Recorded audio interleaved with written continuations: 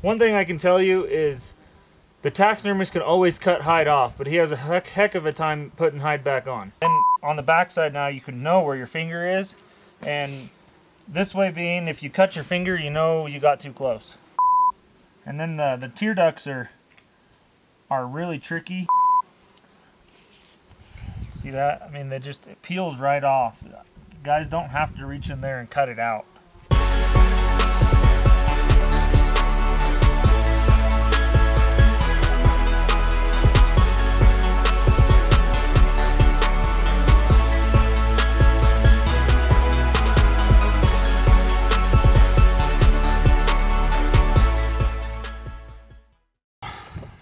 Here's my tip for this show, if you want to call it. So what we've done here is we've quartered it out, just cut all the quarters, back straps, tenderloins out, and hung them out on logs to kind of cool down right now. And then we're gonna take and debone it, so we don't have to pack that bone out. Which, like over here, we already got the back leg all pulled out.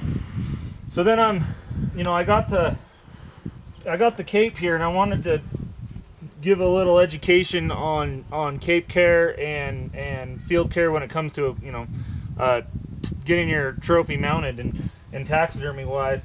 So one thing I can tell you is the taxidermist can always cut hide off, but he has a heck of a time putting hide back on. So what I've done here is I've taken damn near half the deer, and so here's the arms and the armpits, and you notice there's no cuts going down the back of the leg. These I cut it off around the knee and then tubed it out, and then like I said, I got about half of the deer forward. Plenty of cape there for your general shoulder mount, or even a wall pedestal, or a floor pedestal, on top of that. So now what I've got here, you saw earlier, I bring a tape everywhere I go, and not only just so I can score the buck, know what I shot or whatever, but on top of that is for taxidermy. There's nothing worse than, as a taxidermist, for someone to bring in an animal and have no measurements. And so this is what I do here, because we're, I don't know, eight miles in the backcountry here, and I don't want to pack this skull out. I'm gonna cape it out myself, but before I do that, I want to take two major important measurements. One is the eye to nose measurement. If you can get down close here, Thad. So on this measurement here, I take from the tip of the nose to the corner of the eye here. So to give you an example, from the tip of the nose to the corner of the eye, this one's about a 7 3/4. Okay. The other thing that I wanna note, these mountain mule deer have a much broader forehead than especially a lot of the lowland muleys, like from where I'm from. So it's just, something to take pictures of and present to your taxidermist to let them know, what they're dealing with, to make your trophy look as close as it did in the field. So this was the first measurement. So I got me a little pen and paper here.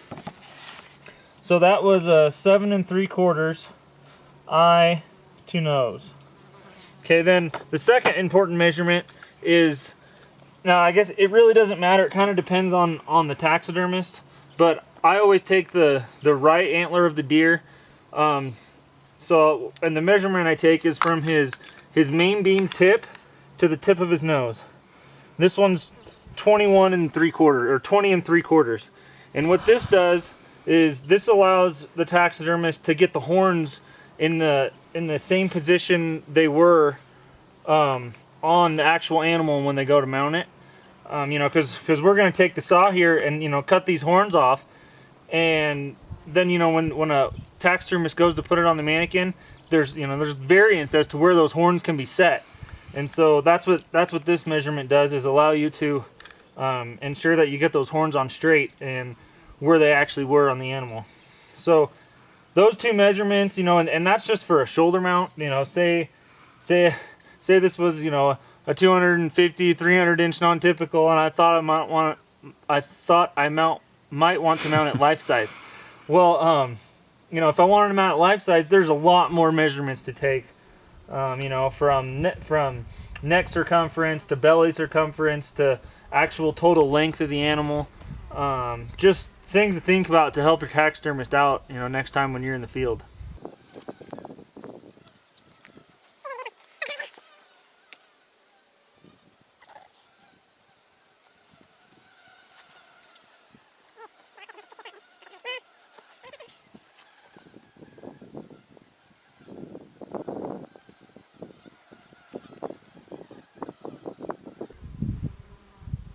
See how it's hard to tell, I'm sure, but I kind of peel back the hair to create a line, a hairline there, and then I try and cut in that hairline without cutting the hair.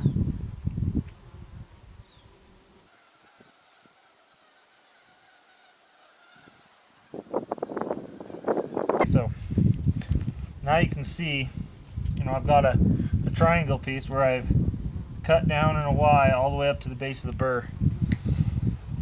Now the trick here on the burrs is not to actually cut around the burr. It's not, you don't do a very good clean job. The best tool for the job, honestly, is a screwdriver, which I don't have out here in the field. So what I'll do is I'll use the rear end of my handle here, and it just, I'm going to remove the blade so I don't cut myself, but it'll just peel up. It'll peel right off the horns, or the base of the horns.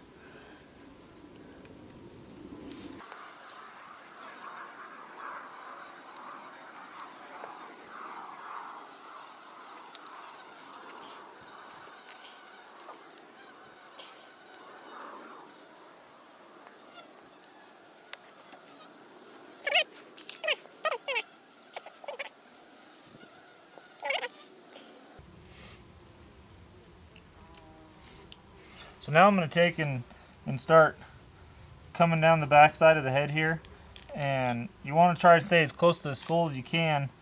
And what it's going to do is you're going to find the eardrum right here, and I just cut through it right there is what I did, and then continue down and try not to cut holes in the hide.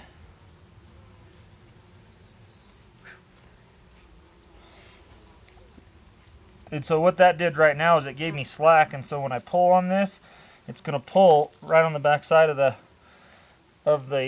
burr there, and it peels right off. You know, and kind of might have to trim away a little bit as you go, but it should peel right off.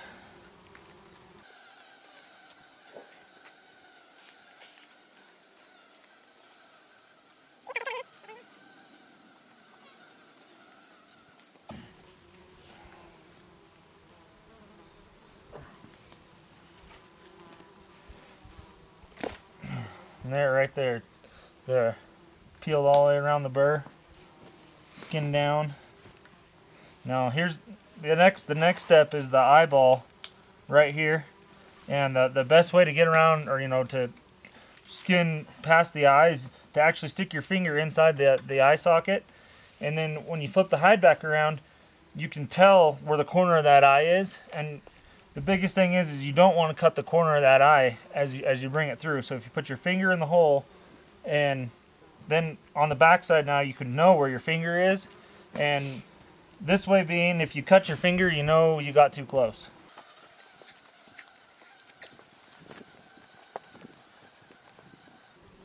And then the tear ducts are really tricky, and you probably won't get it the first time. But most guys who cape heads out cut their tear ducts, and I mean they are tricky. It's a hard spot to get, and I mean I really can't tell you how to do it, other than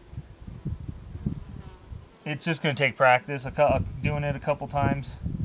but it's the same idea. I don't actually cut down into the tear duct. I cut down to the tear duct and then I'll peel it out. But I'll do that after I've got this other side pulled around, and then it'll give me more leverage to pull on it. So same story on this side. I'm gonna trim down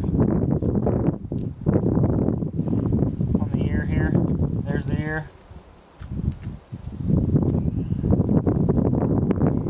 And then that just gave me leverage.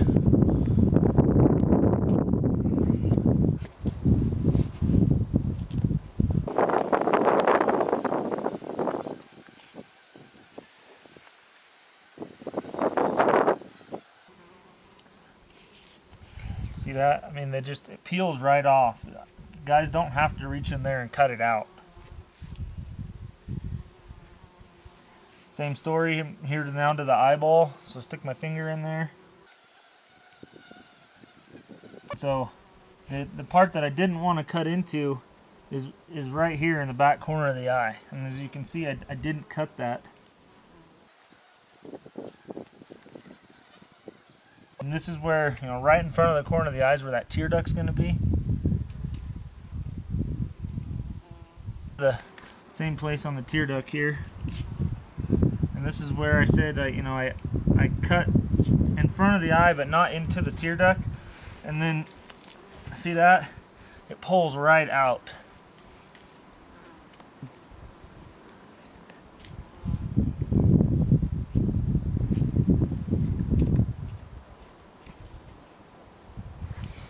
And then the same thing on the other side here.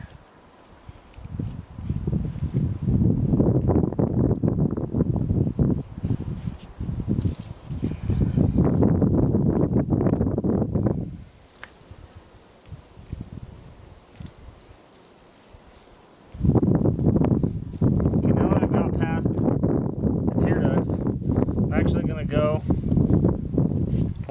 from inside of his mouth here.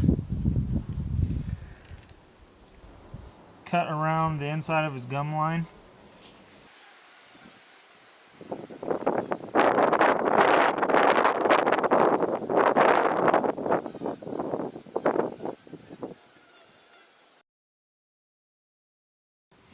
And same for the bottom jaw, and then the upper jaw and nose as well. What I'm basically doing is going in about ½ inch inside the hairline on the underside of the gum, and then cutting and skinning upward. Same thing on the nose. Nose is kind of tricky. You gotta, the same thing. Try to go ½ inch, from the hairline, and then down right along his gum line, and cut into it. And then you'll actually have to take and cut into his nose cartilage.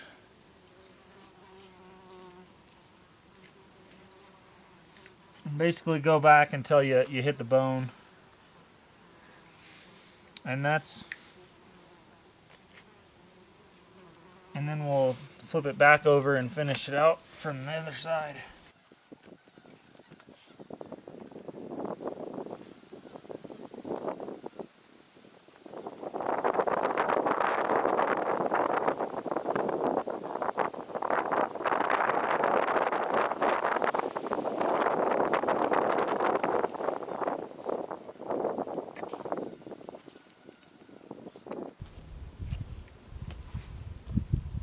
Just like that, she's free.